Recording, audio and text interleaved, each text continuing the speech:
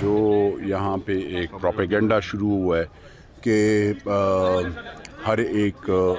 جو ہے یہ ضمیر فروش ہے اور انہوں نے پیسے لیے، تو میں یہ کہنا چاہتا ہوں سب کو کہ وہ حضرت محمد مصطفیٰ صلی اللہ علیہ وسلم جو آخری پیغمبر ہیں ان کے امتی نہیں ہوں گے جو کہ پیسوں پہ ووٹ بیچیں گے، یا وہ نوکری بیچیں گے، یا وہ ٹرانسفارمر یا گیس یا وہ کریں گے۔ ہم نے پاکستان کے آئین کا اور پاکستان کے اس پہ حلف اٹھایا ہے،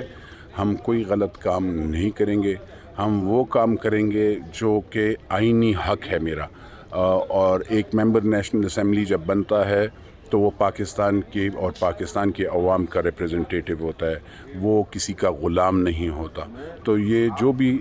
وہ پروپیگنڈا ہے، ان سے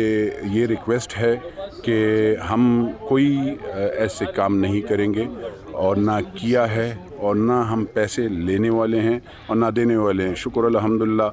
3 سال احتساب کو نیشنل اکاؤنٹیبلٹی بیورو کو بھی فیس کیا ہے، ہر چیز وہ کیا، تو اس لیے میں آپ کو بتانا چاہتا ہوں کہ یہ پروپیگنڈا خدا را نہ کیا کرے۔